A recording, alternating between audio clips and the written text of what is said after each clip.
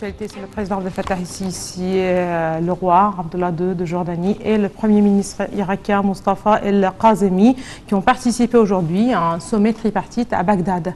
Cette visite, la première d'un chef d'État égyptien en 3 décennies, s'inscrit dans le cadre du mécanisme de coopération tripartite lancé en mars 2019 au Caire. Le point tout de suite dans ce commentaire. Le président Abdel Fattah el-Sisi et le roi jordanien Abdallah II ont été reçus par le président irakien Barham Saleh et le premier ministre Mustafa el-Kazemi. Abdallah II de Jordanie s'était rendu à Bagdad début 2019 pour la première fois depuis 10 ans, tandis que le président el-Sisi est le premier président égyptien à se rendre dans ce pays depuis l'invasion du Koweït par les troupes de l'ancien président Saddam Hussein en 1990. Les relations diplomatiques entre Bagdad et le Caire n'ont toutefois cessé de s'améliorer ces dernières années, de nombreux hauts fonctionnaires de deux pays effectuant des visites croisées. Dans un tweet, M. Barham Saleh a écrit que cette rencontre constitue un message éloquent face aux énormes défis régionaux.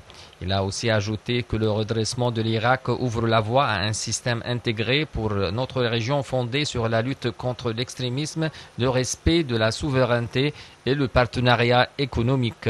Le bureau du Premier ministre a de son côté indiqué sur Twitter que le sommet devait dans la foulée porter sur la coopération politique et économique, notamment le renforcement des investissements et les efforts conjoints dans la lutte contre le terrorisme. Selon le porte-parole de la présidence, l'ambassadeur Bassam Radi, il s'agit d'une visite historique. Aucun président égyptien ne s'était rendu en Irak depuis 30 ans. Le porte-parole a déclaré que cette visite reflétait la solidité des relations de longue date reliant le Caire à Bagdad et les liens historiques entre les deux peuples égyptiens et irakiens. Cette visite a rappelé à cet effet l'attachement de l'Égypte à renforcer ses relations avec l'Irak et à élargir les perspectives de la coopération avec ce pays frère à la lumière du destin unique et des défis et des intérêts communs des deux pays. Ce 4e sommet tripartite a porté notamment sur le suivi des projets conjoints en cours d'exécution dans les différents domaines. Ce sommet s'inscrit également dans le cadre des concertations politiques continues entre les 3 pays pour examiner les moyens de faire face aux défis auxquels font face la nation arabe et la région du Moyen-Orient dans sa totalité. Avant le lancement du sommet, le président el-Sisi avait eu un tête-à-tête avec son homologue irakien, au cours duquel il a assuré que l'Égypte tient à consolider ses relations avec l'Irak. M. Barham Saleh a de son côté affiché son aspiration à établir un partenariat stratégique avec l'Égypte. Le président el-Sisi s'était entretenu avec le premier ministre irakien pour passer au crible des différents aspects de la coopération entre les deux pays qui ont connu un grand essor au cours des dernières années. Les relations économiques et les échanges commerciaux entre les deux pays seront aussi au menu des discussions. Le président el-Sisi a également examiné avec son interlocuteur plusieurs dossiers régionaux d'intérêt commun.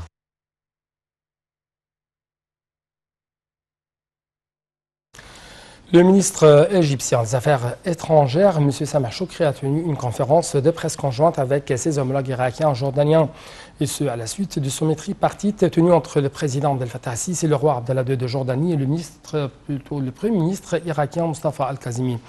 Le ministre des Affaires étrangères irakien Fouad Hussein a assuré que le sommet avait mis en relief l'importance de la coopération entre les 3 États. Lors de la conférence de presse, Sameh Choukri a souligné que le sommet de Bagdad avait étudié les moyens de consolider la coopération économique entre le Caire, Amman et Bagdad. Il a ajouté que les 3 parties se sont également entendues sur la nécessité de coopération dans le domaine de la lutte contre le terrorisme. De son côté, le ministre des Affaires étrangères de la Jordanie, Ayman al-Safadi, a assuré que ce 4e sommet avait pour but principal de consolider le partenariat stratégique entre 3 pays déjà étudié lors des précédents sommets. Il a également mis l'accent sur les relations historiques reliant entre l'Égypte, l'Irak et la Jordanie.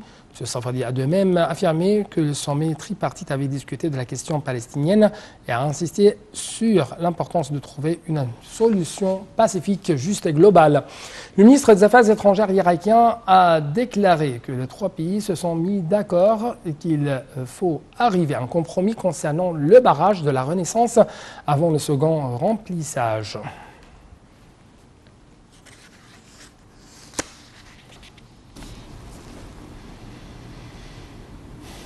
Le ministre des Affaires étrangères, Sameh Shoukry, a déclaré que l'Égypte cherchait à parvenir à un accord juridique complet et contraignant en ce qui concerne la question du remplissage du barrage éthiopien de la Renaissance, tout en aspirant à ce que le Conseil de sécurité travaille pour réaliser cet objectif dans un cadre africain et sous les auspices des Nations Unies.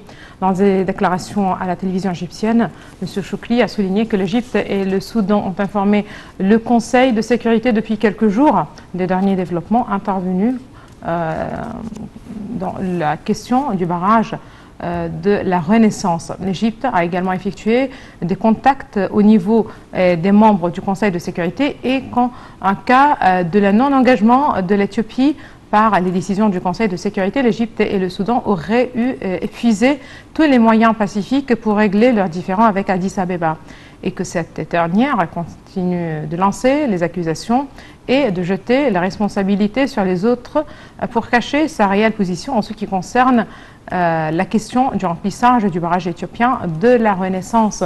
Selon le chef de la diplomatie, l'Égypte poursuivra ses efforts pour aboutir à un accord avec l'Éthiopie de manière à protéger les intérêts hydrauliques de l'Égypte et du Soudan.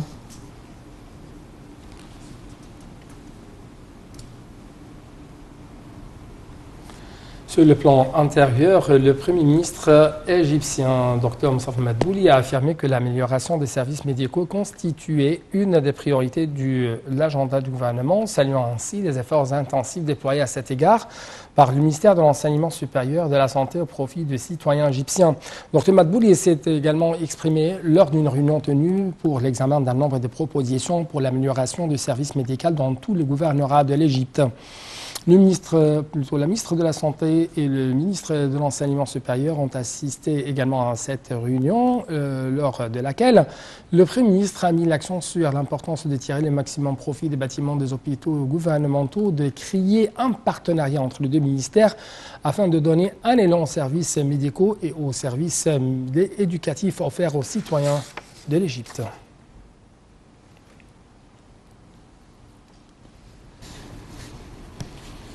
Le ministre de l'Intérieur, Mahmoud Tawfiq, a rencontré aujourd'hui son homologue yéménite Brahim Ali Haïdan en visite actuelle en Égypte à la tête d'une délégation de haut niveau pour effectuer des concertations sécuritaires dans le but de renforcer les relations de partenariat entre les deux ministères et examiner un certain nombre de sujets d'intérêt commun. Lors de la rencontre, le ministre yéménite de l'Intérieur a exprimé son appréciation pour les positions de l'Égypte soutenant la stabilité des situations politiques et sécuritaires au Yémen. De son côté, M. Tawfiq a souligné l'importance de la visite de son homologue yéménite au Caire, qui intervient dans le cadre de l'échange des visions sécuritaires concernant la lutte contre le terrorisme et l'idéologie extrémiste au niveau régional. Quant aux indices de la Bourse du Caire, ils ont enregistré aujourd'hui une hausse collective soutenue par les achats de la part des individus arabes et des institutions régionales à la fin de ces transactions lors de la première séance de semaine. L'indice principal EGX30 a grimpé de 0,2% pour atteindre le niveau de 10 300 points. La hausse a atteint aussi l'indice EGX70 et ceux de l'EGX100 avec un pourcentage de 0,1%.